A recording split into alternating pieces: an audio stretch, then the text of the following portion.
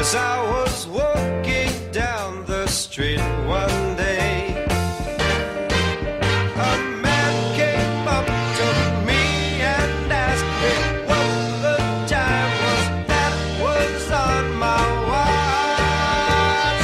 Yeah, and I said, does anybody really know what time it is? Does anybody really care? If so, I can't imagine why. We've all got time enough to cry. I was walking down the street one day. A pretty lady looked at me and said her diamond watch had stopped cold dead. And I said, does anybody really know what time it is? Does anybody really care? If so, I can't imagine why. We've all got time enough to cry. And I was walking down the street one day, people running everywhere, being pushed and shoved by people trying to beat the clock. So I just don't know. I'm low. And I said, yes, I said, does anybody really know what time it is? Does anybody really care? If so, I can't imagine why. We've all got time enough to die. Everybody's worrying. I don't care about time. I don't care.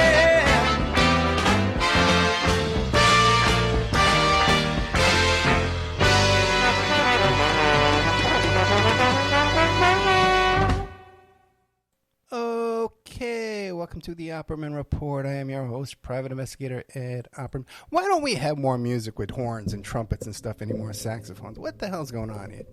Huh? I demand to know. I demand an answer. This committee owes us an apology, Senator. An apology. No horns.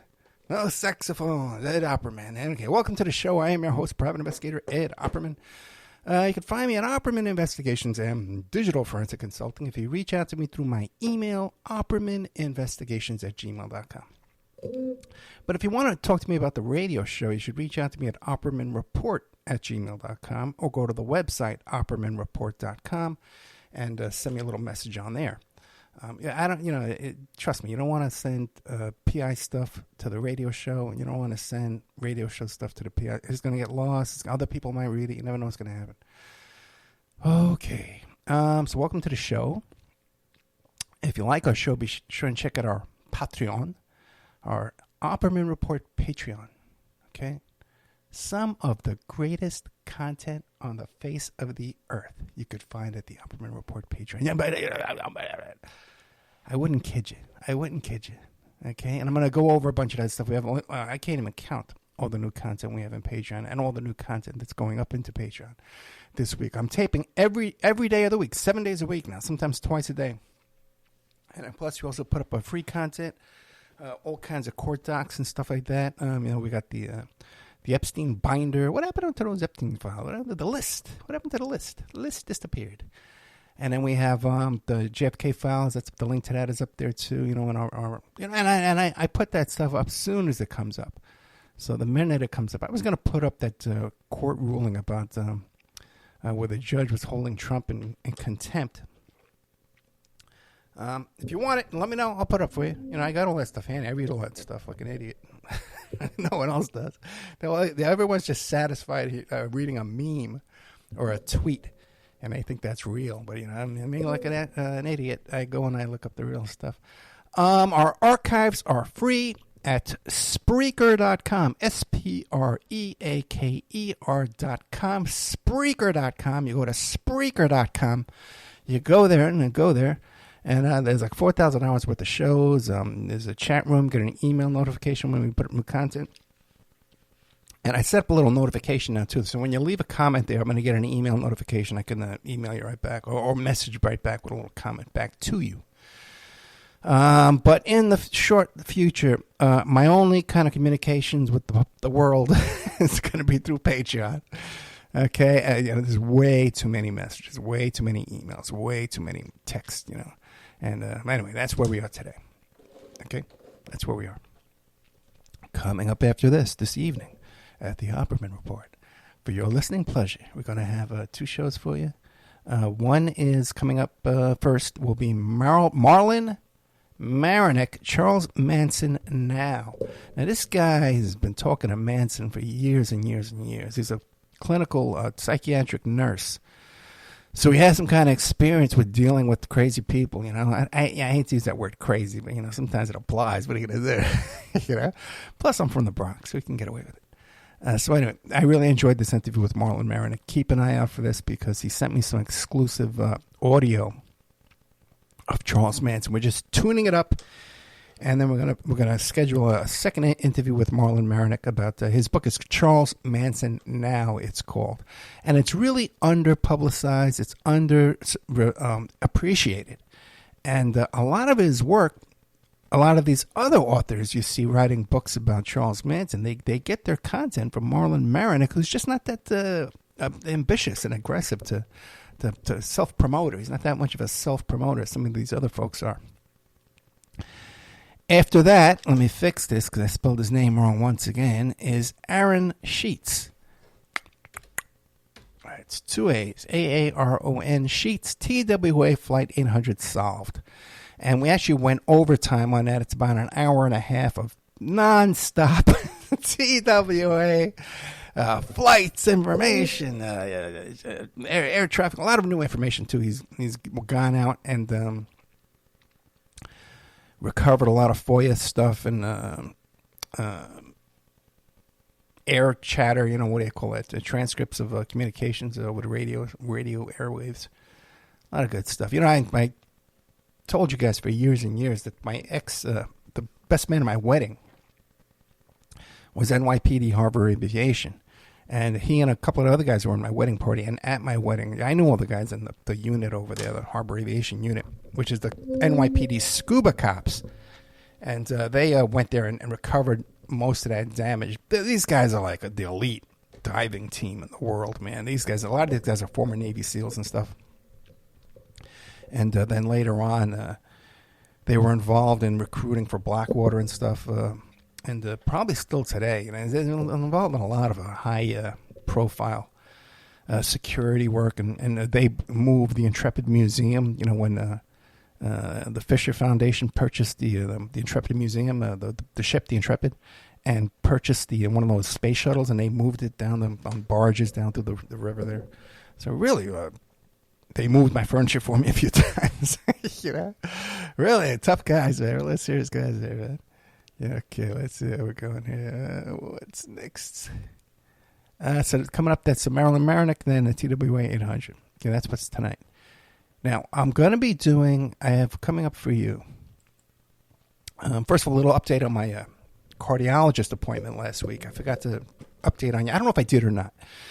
But I went to the cardiologist last Friday, and we're going back for a nuclear test and a stress test. I thought I could do the 6-minute stress test, but I think I'm going to need to train a little bit more, so I'm going to postpone it. But so far, so good. It doesn't look like I'll need any emergency surgery or anything like that. Perhaps a pacemaker might be a possibility at this point. But we'll know more. Otherwise, I'm doing really, really good with my health, guys. I went out and bought a basketball this week. And it's kind of discouraging, because just 7 years ago, I could go out to the basketball court and play with the young guys, the guys in their 20s, and play with them competitively. I also found an Olympic-sized pool here, so I can start swimming again too. But I went and I bought this junior high school basketball, and I'm playing on a junior high school court. So it's a little tiny cork with a little tiny ball. I could barely do that. I think I got in a half hour. I got in like 2 shots the whole time. But I'll get back in shape. I know I can feel it. I know I'm gonna get back in shape again, guys. And I'm pounding down the protein, so I'm getting in really good shape. Victoria Opperman, my beautiful daughter. So many people, they want to know updates about Vic. And it's one of the most popular questions I get in emails and stuff like that. Hey, Ed, you stopped talking about Vic. What happened? Did you have a falling out with Vic? No, God forbid. We're still as close as ever. She's going, her career has just dramatically taken off. I'm going to give you a little teaser about this, and then I'm going to do a full update about the whole thing in Patreon and like a $20 section, because this is something we got a lot of people we're dealing with out there that are real problems, real troublemakers, and they got intelligence connections too. So we make them pay if they want to stalk us and send the cops to my ex-girlfriend's house and send police over to my family members and stuff like that to harass us. We got to make them pay. Okay, so what's going to be, and plus, you keep an eye on, who's out there getting it. So this will be like in a $20 section in Patreon. But this kid impressed me so much this week. When the night before her graduation from college, she was offered a big job in politics, in communications and politics for a state party. And just this week, she was sick, and she's leaving her job. She gave her notice, and she's moving to another state. And so she was sick Saturday morning, the day before Easter, and early that morning she said she lost her voice, she had a sore throat, and she gets a call from the state party chairman, who's newly elected. And he wants her to put out this notice, this email, because she's in charge of putting out emails and arranging press conferences. She ghostwrites articles, she writes the press releases. Really, for 24 years old, man, this kid's really impressive, She got a huge promotion in the first year, then she got a raise. And now she's moving to, it's a semi-lateral move, but to a much bigger city, a much bigger candidate, a little bit more money, and the title is about this. But with her, man, the titles really don't matter, because she goes in and she takes over, just like she did with the debate, national debates, She was a superstar in national debates.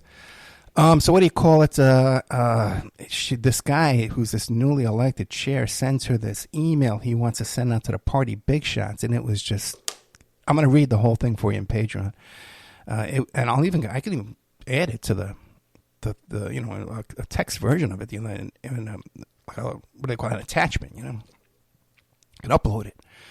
And it was just crazy. He was talking about how the local senators were no longer supporting him. They were trying to sabotage him.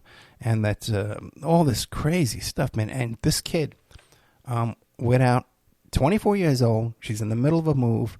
She's already feeling sick. She skipped Easter celebration with her friends down there who are, very big Catholics.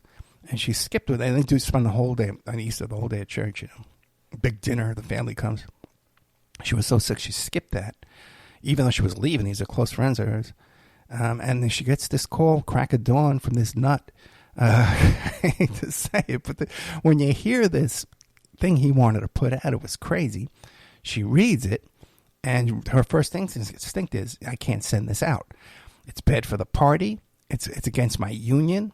It's bad for the chair himself. This is suicide, this thing.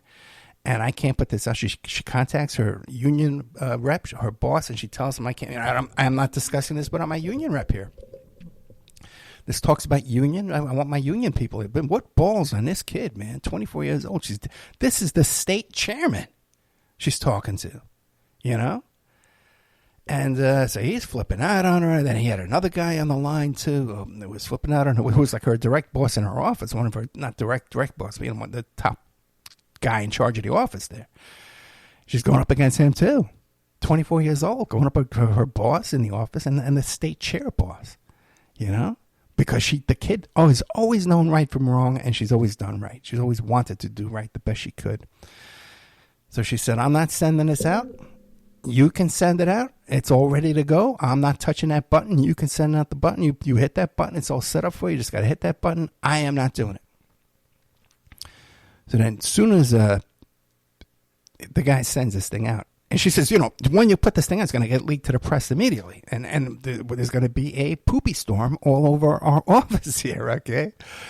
All right. And by the way, too, we'll get into that in the Patreon, too. But this is already a high-risk position. There's crazy people, these MAGAs are nuts, and they already cause a lot of problems. They burnt down, before she started to work at this office, they had burnt down the previous office. So she's in the trenches, man. This kid ain't fooling around. So, just like she predicted, the press got a hold of it. I think the first one that got a hold of it was the Washington Post. Then New York Times got a hold of it. Politico, the local papers got a hold of it. It's all over the place. And just like she predicted, it was a crap storm on top of this chairman's head. The two ranking senators of the state came out and said, we are no longer supporting this chairman. We're not going to fundraise for the state party. The attorney general that Vic has worked with and the governor all came out. Another one, too, I forget who. But the one, she knows all these people. She knows them all. Biden and Harris. She met Biden. She's met Harris and Walz. They've come to her office. So she's in big-time stuff, man. This kid's not fooling around. And this is just the start, okay? So it turns out her prediction was correct. She sided with the right side, the correct side there, which is the governor, the attorney general, the two senators, So she sided with the right team. She's leaving on top as a boss. That's why I put up that picture of her standing in front of the tank in Tiananmen Square. And I said, Vic, so proud of this kid. You have no idea, man. I'm just the instincts of just a brilliant political mind, And, she's been around a lot of stuff I've been involved with, the Sarah Palin investigation and stuff, and, other things. She's been intimately involved in at a very young age, too. And I used to tell her, hey, listen, when you get to college and you start telling your friends the kind of stuff that goes on around here, you're going to find out that this is the way the average kid lives, And now she knows. But she left on top. And then wouldn't you know it, yesterday the chair calls her up and apologizes to her for giving her a hard time about not putting the thing out. But, she picked the right team, man. She went out on top. I'm so proud of this kid. You have no idea. Now, stuff that's going up, what I'm going to be taping with, and things that are going out. The Crack City Strangler, the homicides of serial killer Benjamin Atkins, Murder in the Motor City series by B.R. Bates. Second time, Bobby Bates, I think her name is Bobby. Yeah, Bobby Bates has come back, B.R. Bates. Great show. I really enjoyed taping that today. We're taping with Claudio Bono. Now, get this. He's got an organization called GiveARoof.org, and he has a bold plan to raise $25 billion yearly without taxpayer funds to house the homeless. Using credit card points, airline miles, hotel loyalty programs, by uniting nonprofits via a shared IT system, we'll pool resources, identify causes, and act to reintegrate the willing, treat mental health and addiction, and build homes. So we're going to tape with this guy on Sunday. But I'm really excited about that. That's a brilliant idea. Use credit card points. You can issue credit cards, find a, credit card company out there and they say, hey, issue a card that would be to issue points to fund this. I'm sure every credit card company would want to offer a card that does this. It would just be an extra offer. There's no reason not to. Okay. And then we have Dave. Oh, yeah. Did a historic reunion between Dave Emery and Ted Rubenstein. Ted Rubenstein's been an old friend of the show for many, many years. Like 10 years he's been coming on the show. And about 12 interviews with him. And then he used to work with Dave Emery, so we have Dave Emery. Now I interviewed Dave Emery quite a bit. And Dave Emery's a good guy. He's really concerned about me, and he cares about my well-being. I think I told you the story last week that one time I told him, yeah, Dave, I got to go meet with these guys. I'm a little worried about it. So Dave's checking on me. Oh, you're right. Yeah, okay. He's worried about my health and if I'm going to get killed. Man. So, possibility we might start playing Dave Emery Archive Classics, too, on Sunday mornings right after Mae Brussels. And Ted worked with Mae Brussels, too. And Dave also, too, was a colleague of Mae Brussels. So we have that, okay? And that's, I think it's already in Patreon. So if you're a big fan of those two, you can go to Patreon right now and listen to that. Taped with Steve Grillo, Gorilla Parts, Top Shelf Stories, from the most famous Stern intern ever. He's the one that did the bit about Top Shelf Liquor, and we talk about that, and we talk about Howard Stern. He tells me exclusively in this interview, and that's something we should do a TikTok about, that Howard sent Beth Stern over to Ralph Cirella's house the night he died to do a cleanup and clean up evidence over there at Ralph Cirella's house. All right, I don't even know if you're. There's all kind of estate stuff in probate. You're not allowed to do that. So maybe we'll wind up getting subpoenaed. By the way, too, there's a big lawsuit against a couple of my ex-guests, man. That they're kind of trying to drag me into. They don't know who they're dealing with. You don't want to mess with that half of it. Everyone who tries it regrets it. They regret it. But still, I'll take all comers, man. I'm the last one standing, guys. I'm the last man standing. So, come one, come all. Welcome back, my friends, to the show that never ends. Wink, wink, nudge, nudge, wink, wink, nudge, nudge. Sexual exploits and secrets from inside a sugar daddy website. What's her name? Brooke Urich. Okay, we had her a lot of fun. Brooke Urich. She lives in Vegas now. So we were talking off the air before the show about different things, and she's a real advocate for, and some new things I never even thought of, like the sex trafficking and the blackmail that goes on in these sugar daddy websites. And so she went to work for one. She tried to dabble as a sugar baby, and had a really horrible experience with a guy who, can you imagine? She was just about to graduate college, and he talked her into quitting college to go on a world trip with him, this wealthy man. And she thought, oh, look at what exotic life, a glamorous life to go, be on this man's arm. And then he ghosted her, and she never went on the world trip. She never graduated college.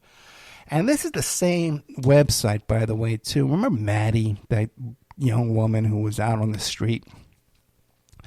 And she was being sex trafficked and exposed to all kind of addictions and substances, and kept getting arrested over and over. And then psychiatric evaluations, and I was, bailing her out and trying to help her in court, and all that kind of stuff, and visiting her at the psychiatric ward there, and I was trying to help her parents with her. And then ultimately she got hit by a car, and just by luck I found her that same. I would get tips of where she was, and you'll go there and try and save her. Or sometimes she would call me. She would tell me where she was, and I would race over there to try and get her. Or I was always able to pick her up, and they were releasing her from jail. But she, after we rescued her and got her back to her father, and he took her back to Tucson, she went on this same website, okay, and met some guy who was 70 years old. She was like 23, 24. And she meets this guy who's 70 years old. He takes her to a gun range in the middle of the night, an outdoor gun range, and she winds up shooting herself in the head by accident. I firmly believe it was accident. Saturday, tomorrow, I'm taping with a fellow named Z, who they filmed him in Leaving Neverland 2. And he has all kind of information about Michael Jackson and R. Kelly. So we're going to be taping with him, thanks to our friend Mike Parziali from MJVictims.com, who hooked us up with him. Mike's a good guy. Aaron Sheets, TWA Flight 800. We're doing that tonight. That's A-A-R-O-N, Sheets.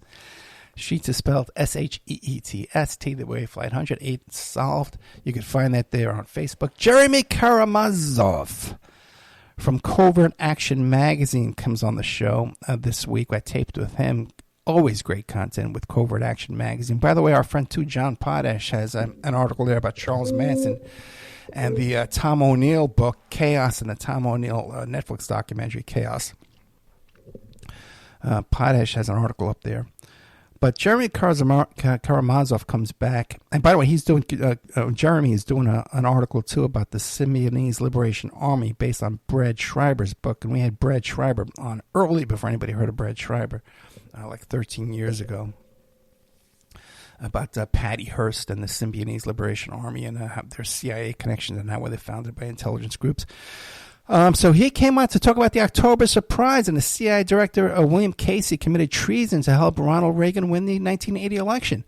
And then Craig Unger just came out with a book called Den of Spies, Reagan, Carter, and the Secret History of the Treason That Stole the White House, a provocative history with deep political revelations and high-stakes political games of the 80s, 1980s. Now, I just talked to Craig Unger. He's coming on the show. I'm taping with him next week. Craig Unger's been on the show before. He's the editor of Vanity Fair magazine. This guy's no slouch. This is a real guy. Okay. I tell you, man, the quality of guests we have lately is just, I'm impressed with myself. Plus, who's coming up too? What's this guy? Did I save that? Jeff Carter about Fletcher Prouty. I'm taping with him on Monday. There's a film that came out about Fletcher Prouty. I don't have it in front of me. I apologize. I thought I put it in my notes, but it's just been so hectic and so busy. Let me see if it'll pop up real quickly. I don't even think it's available to watch anymore. I have a private screening that Mr. Carter sent me, Jeff Carter. Let's see. It doesn't seem like it's here. From my watch list, no. No, recently visited. It's not there either. Nope. Okay. I don't have it. What do I get? I can pull it up real quick. Who cares? You're going to hear about it next week, right? Just stay tuned. On the edge of your seat. A cliffhanger, they call it.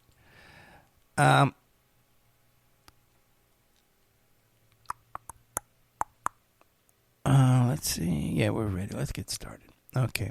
The name of tonight's show is going to be called Operation Eagle Claw. Now, when Vic, one of the years when I was like assistant coaching Vic's basketball team, this is before, I think even before high school, and we had played in a rec league too. No, high school had already started. She's got a freshman in high school, and when your kids are playing sports, and once a couple of their parents volunteer to be coaches, and assistant coaches, and then there's a team mom, they call it. Okay, I want to be team mom, and team mom, what they do is, they bring the snacks after the game, and they organize the party after the dinners and the lunches after the games and stuff. The trophy ceremony at the end of the season. The teen mom. So the guys who were coaching, this kid shows up, and his name is Hawken. And his parents are bragging about, oh, yeah, he's in this top baseball. This is the pitcher. He's a 4 seasons, letterman on every team, blah, blah, blah. And he's great at basketball. And, he's a fast kid, So they made him forward, okay? Or maybe I'm thinking point guard. I forget what it was. I think it was, anyway, but whatever. They put this kid in there, right? And one of the top positions. And I'd always kind of, Vic had the best shot. We used to practice, the shots, and she was very good. But for some reason, because she was a girl, it was a co-ed team. No trans, don't get all upset. Upset about the team was co-ed. There weren't any trans kids on the team, so don't have a fit, ladies and gentlemen, okay? Oh my God. So after the first, she becomes team mom. We put this kid in the top position, and after like 2 games, they stopped showing up because he's too busy with his baseball. And I kept saying, and the kid's name was Hawken, and I kept saying, who's that kid? That kid that never shows up anymore. What was his name? And I knew like Hawk, and it was like a bird. So I said, what is that kid? Eagle Claw? What was his name? Eagle Claw? So we used to call him Eagle Claw behind his back. That kid Eagle Claw. What happened to him? And everybody would laugh. But his name was Hawken.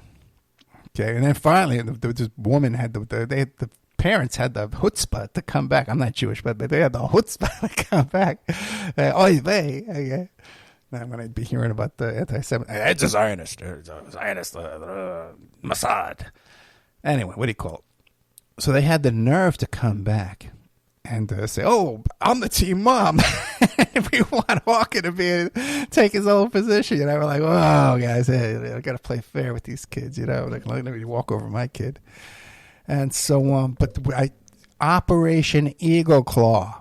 Do you know what that was? That's when they tried to rescue the hostages in Iran in 1980. It was April 1980, I think it was.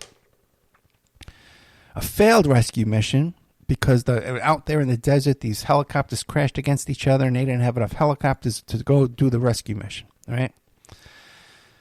Now, I find out because here's what happened. Around 1986, I happened to be watching TV live when Ronald Reagan came out and he did that press conference, and he was, oh man, you could tell he was pissed, man. I think a lot of this happened behind his back. And he says, listen, we had a plan where we traded, or maybe he denied that we traded arms for hostages, but he kind of admitted to Iran-Contra. And it was shortly after that, I went to a college lecture. It was 1986, and I went to a college lecture, and there was a panel up there. And for the life of me, I can't remember who it was. And if it was me, these would have been leftist guys. You know, maybe Philip Agee from Covert Action Magazine could have been him up there. I wouldn't go see someone like Dan Rather or George Will. You know, I would go see someone who was on the left. And I remember hearing them say that they suspected that not only was Oliver North involved in the October surprise and Iran-Contra, because the first story came out about the October surprise, and what the October surprise was, again, it was the same folks as Iran-Contra. All these guys, like, let me see, I had their names pulled up. Over here.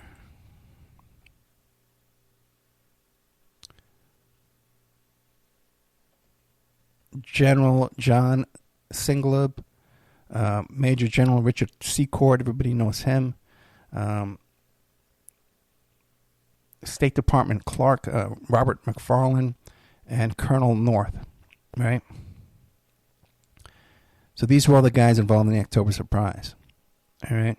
And what that is this team. Casey, turns out he was CIA, but he was Ronald Reagan's campaign manager, and he ran this operation. He later on became head of the CIA. And what it was is they went to negotiate with the Iranians in Paris, and they said, hey, don't release these hostages until Reagan gets into office. And they didn't release these hostages until the inauguration, January 20th, on the nose, just as Reagan took power. Okay, and see that they weren't afraid of Carter, but they were afraid of Reagan. But really what it was is Reagan and Casey and these characters committed treason by working against their own government. Also, the Logan Act, they violated the Logan Act. You're not allowed to negotiate with another government if you're not in power. Okay? Let me say we're doing on time because I have these other shows scheduled. I got to do things right these days. Oh, we're good. Okay, good. So, but I went to this thing, this lecture, but it was a panel. I can remember being a panel. It was either up at Columbia, up in Harlem, or it was at NYU down in the Village. I forget. I think I'd lean toward the Village, NYU. Okay, and they says, oh yeah, and we believe that Oliver North was also involved in Operation Eagle Claw to rescue the hostages, and perhaps he sabotaged it.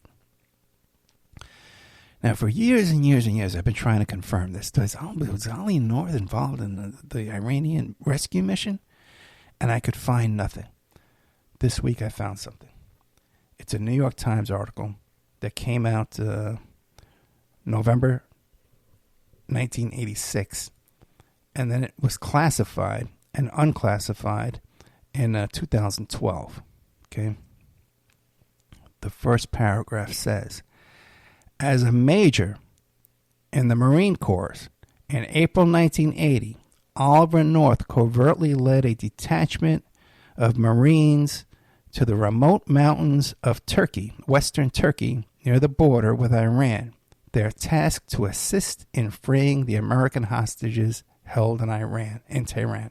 So what would happen is if these helicopters, if there was a problem, they came under attack, there was a major Oliver North. He wasn't Lieutenant Colonel Oliver North yet in 1980.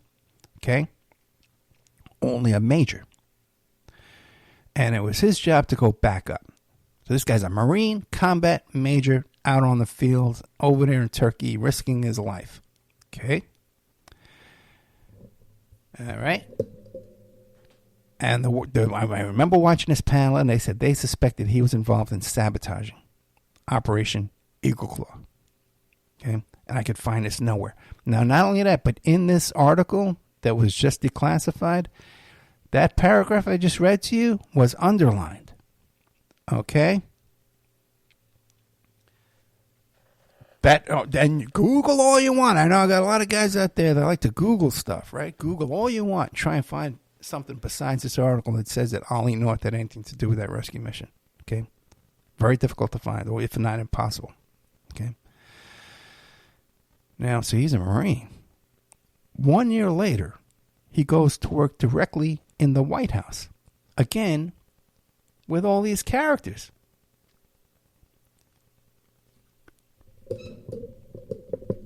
He's 43 years old now, in 1980.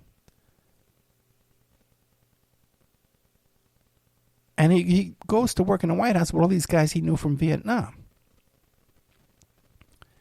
Oh, no, that's the first line. I was reading the wrong line. I covered up the wrong, so we want to go down here. These guys who he met, Colonel North has often relied on a network of military officers and civilian operatives he met he met in the Vietnam War. They include Major General John Seaglob, a retired Army officer who set up his own, Seaglob set up his own operation. What was it called? I got it over here. Operation Eagle Claw. It was called the Western Gold Foundation. Jimmy Carter fired him from the national securities. He was forced to retire for publicly questioning Jimmy Carter's national security policies in 1979. Then Seaglob founded the Western Gold Foundation, a private intelligence network that was implicated for supplying weapons to the Contras during Iran-Contra. So all these guys, Secord, Seaglob, all these characters later on were all Iran-Contra. But Oliver North, as a major, knew these guys in Vietnam, and then he relied on these guys later on. Okay? McFarland is another one who took Colonel North under his wing as a staff officer in charge of crisis management. Colonel North reviewed the... anyway. So, here you got a major in the Marines out in the mountains of Turkey, ready to go fight with a rifle in Tehran to rescue these hostages, and a year later, he's working at the White House. What did he do? A failed mission. He was part of a failed mission that was embarrassing. What's the logical conclusion here? The payoff was he sabotaged that mission, and the payoff was to go work at the White House and the National Security Council. By the way, there's this wacky guy. I used to have a radio station with this wacky guy who claimed that he worked for Ollie North at the NSA because he doesn't know the difference between the NSA and the NSC, the National Security Council, and the National Security Agency. NSA is located in Maryland. Okay, they got a big office over there at the University of Maryland computer lab over there. That's where Edward Snowden was stationed. Okay, that's where one of my stalkers went to work. Okay, but what do you call it? So this guy from Revolution Radio, he doesn't know the difference between NSA and NSA. He thinks it's the same thing. He thinks he worked for the Ollie North at the NSA. Okay, because he's so stupid he can't keep his story straight. All right. But how does Ollie North go from street fighter, combat Marine, to working in the White House and National Security Council? Because the payoff, he did something. Now, he went from a major to lieutenant colonel in 1986. Before 1986, that's when the crap hit the fan. This guy goes from major to lieutenant. Google how difficult it is. It's possible, but you have to be at the top of the promotions at every single round of promotions. You got to be right there at the top of the list to be promoted. From major to lieutenant colonel in 6 years. Unheard of. Find me another one that's done this, okay? Again, that's every indication that he got a payoff from taking a dive over there in Operation Eagle Claw, which I heard from my own ears at a college lecture, that now we see the New York Times confirms he was part of Operation Eagle Claw. We know for a fact the guy was involved in Mena, Arkansas. There's all kind of stuff with that. Iran-Contra. We know that. That's all. His hearings, we got him with his standing there with it, saluting the flag, with his stupid uniform on like he's fooling somebody. Well, a lot of people fall for that crap, not me. So I'll tell you another thing about Ollie North, okay? Because right around when Vic was about 13 years old, right? And that wacky guy on that station is talking about how he worked for Ollie North. Oliver North came to Las Vegas, and he was speaking at an anti-abortion conference, okay, at one of the big hotels, right? So I says, oh, man, I'm going to go down there. I'm going to get my picture taken to Ollie North as a joke for this other host, you know? And I was even going to ask him, hey, ever heard of Stephen D. Kelly? Oh, he says he worked for you over there underneath the Kitty Museum, okay? You know? All right. I was, as a joke, I was going to have my picture taken with him. But how things came up, I couldn't do it. So me and Vic are at this new church. And we only had gone there like 3 times. As a matter of fact, that's where we met the mayor of Henderson. She wasn't the mayor of Henderson at that point. She became the mayor of Henderson later on. But we met her at that church when she was running for city council or, something like that, And I think I even had her on the show before she was mayor. I had her on the show when she was mayor.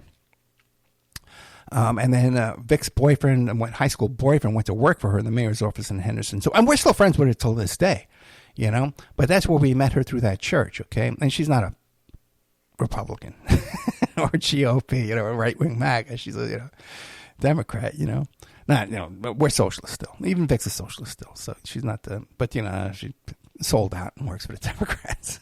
Right? But what are you going to do? Okay. I mean, her selling out is she's working for a much more leftist campaign now. As much as you can be in the Democratic Party. But it's like, AOC affiliated, very closely affiliated to AOC. It's, right there in that tier. Okay.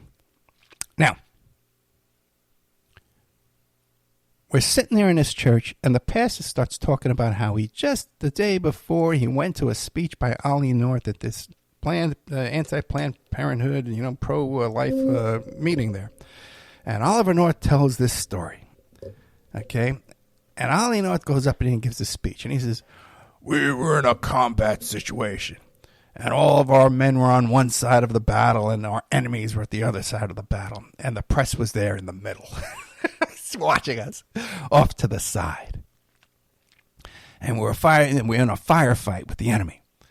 And we shot one of the enemy, and then we ran to go rescue. The man was down.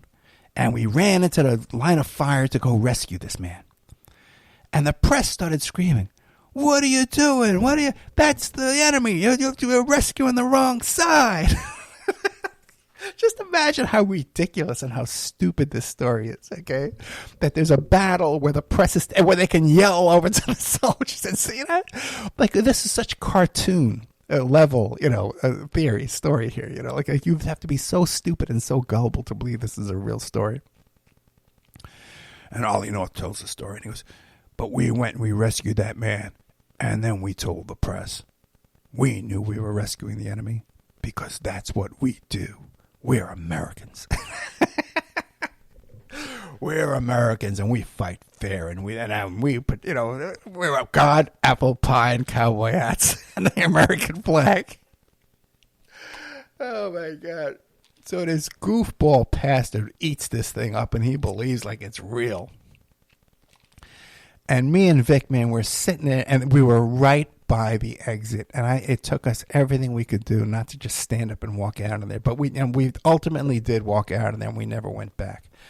Okay, so this, to me, you listen to the interview I did with Jeremy Kazmarov, listen to the interview coming up with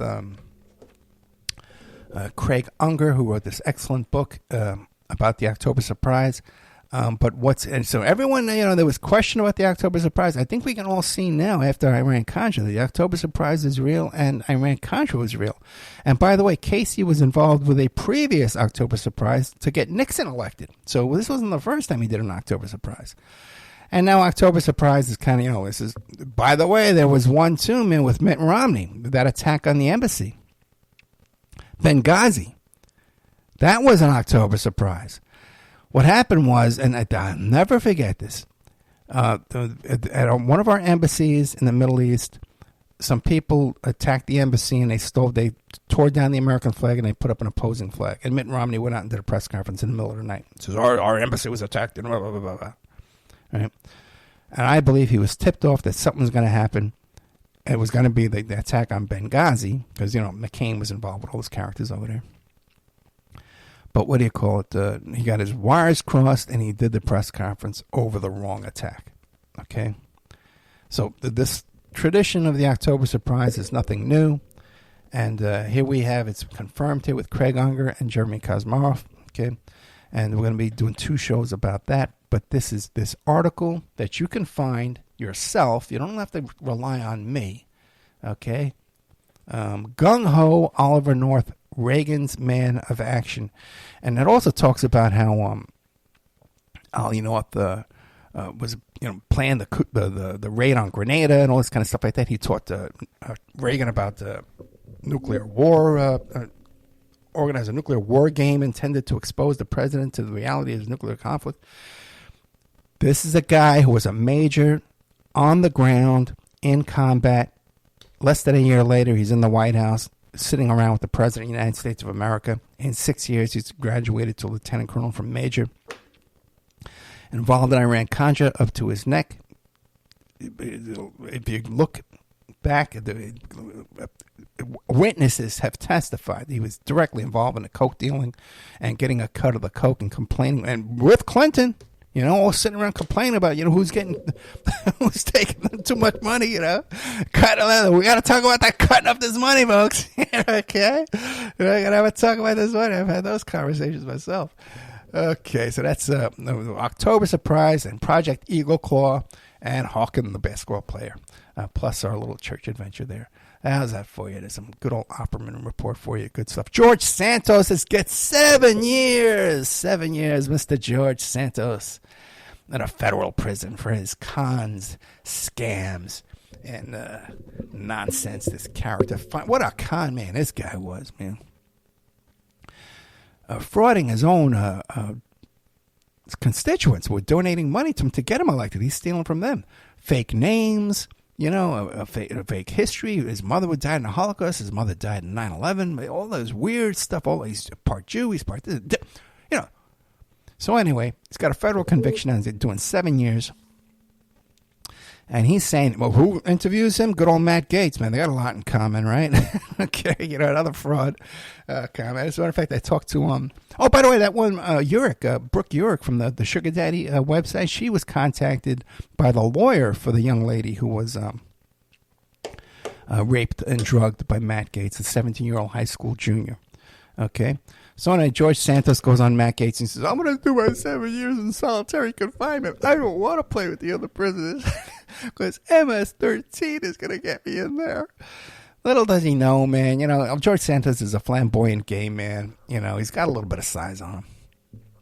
If you can survive outside the prison, you can survive inside the prison.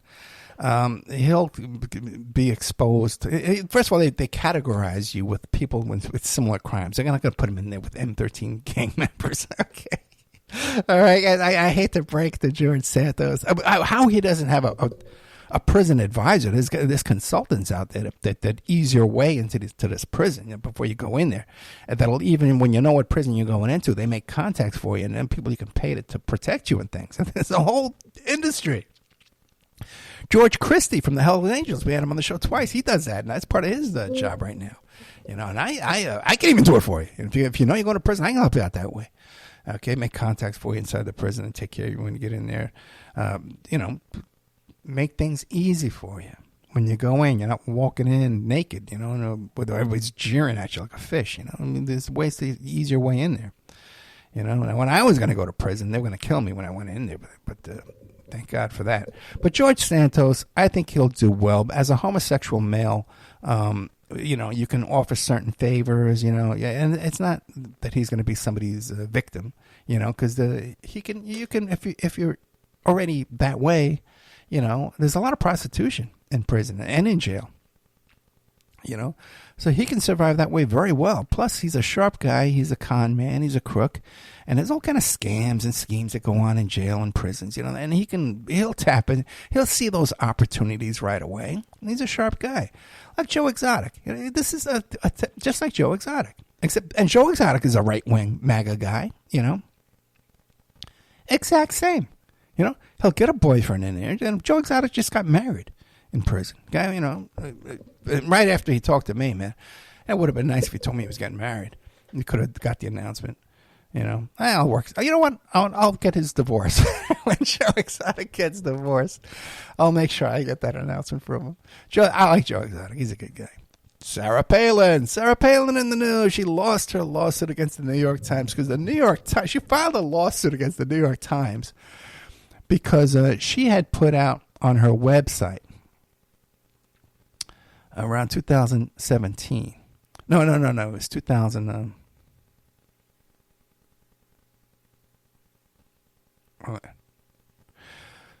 Right before she had Gabby Giffords in Arizona got shot and died. Okay. No, did she die? No, I think she just had a speech impediment, right? She just had a real bad problem there. And her husband became a senator. Now, he was an astronaut, and he became senator in Arizona.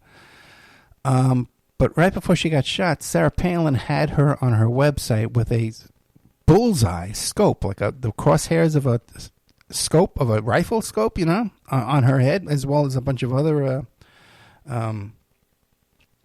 Democrats. 19 other Democrats in Gifford had this stylized crosshairs on them on Sarah Palin's website. So when the New York Times wrote an editorial about this, alleging she had engaged in political incitement ahead of the 2011 shooting of Gabby Giffords, so Palin sues them for this. She lost. And then she goes before the same judge for a retrial and lost again. Well, what did you expect? Defamation lawsuit is a dog of a lawsuit to begin with. So who's paying this for her? I don't know. We're running out of time. The very last thing here real quick is Matt Gaetz. Not Matt Gaetz. Governor Ron DeSantis. This is a huge scandal down here in Florida.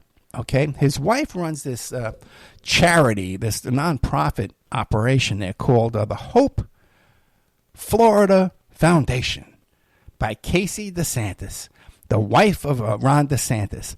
So Ron DeSantis, Medicaid overbilled Florida taxpayers by $10 million.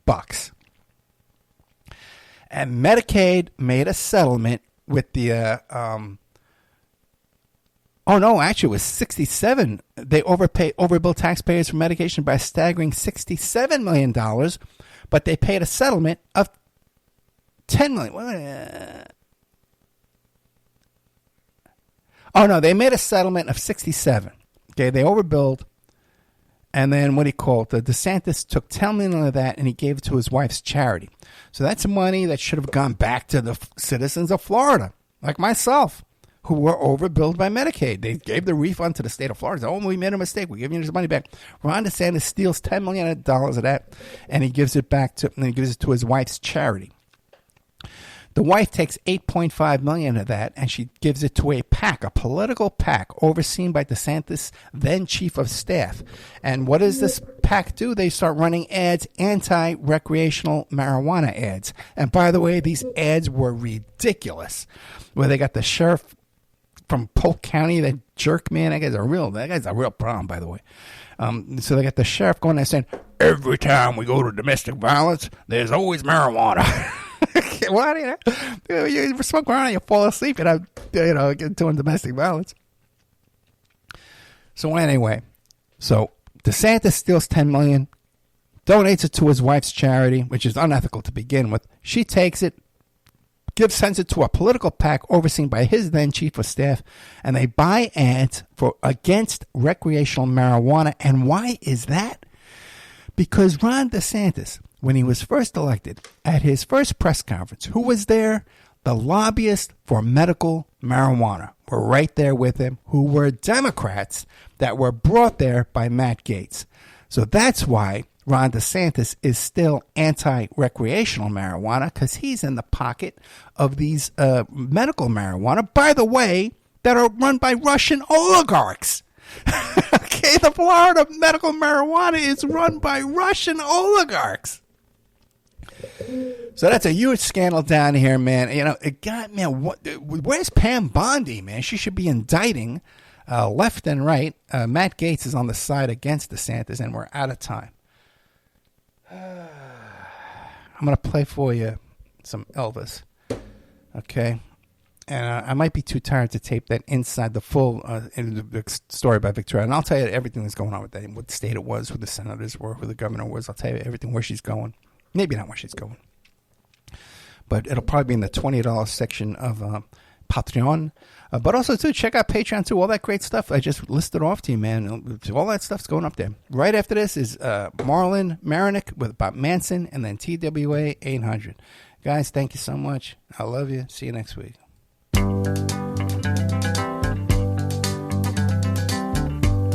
We're caught in a trap.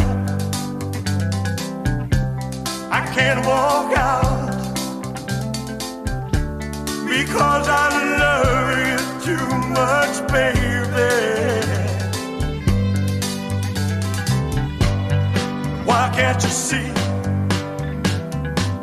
what you're doing to me when you don't believe a word I say?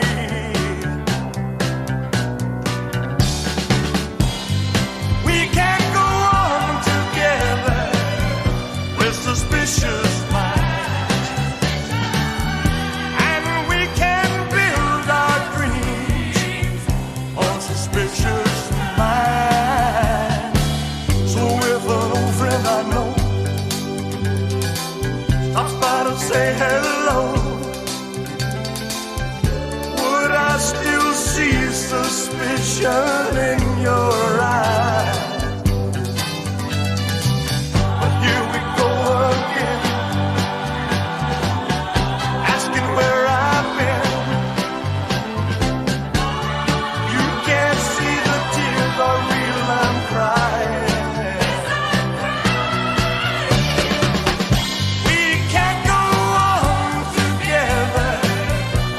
Suspicious minds, and we can build our dreams on suspicious minds. Won't let our love survive, or dry the tears from the eyes. Let's don't let a good thing die. When honey, I've never lied to you. Yeah, yeah. We're caught in a trap. I can't walk out because I love you too much, baby. Why can't you see what you're doing to me when you don't believe a word I say? But don't you know I'm caught in a trap? I can't walk out because I love you too much, baby. But don't you know I'm caught in a trap? I can't walk out because I love you too much, baby.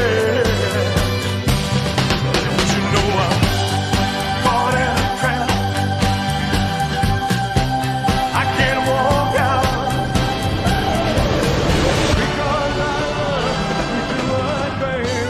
because I love you too much, baby.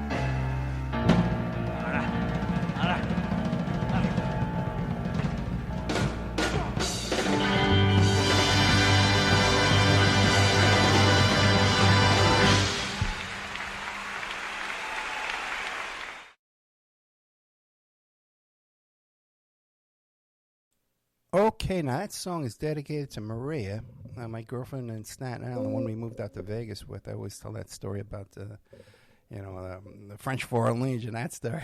And who's gonna pick up all these ties? It's got to be me. So, our first date was at the Roadhouse on Staten Island. It's also dedicated to the Roadhouse on Staten Island. And our first date was there, and they played this song on the jukebox 3 times that night. Became our song. I love the song. I think that was the first time I heard it.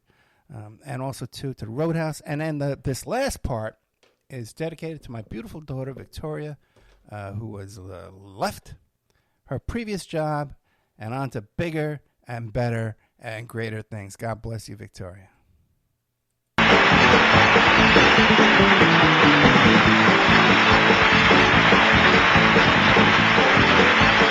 Ladies and gentlemen, Elvis has left the building.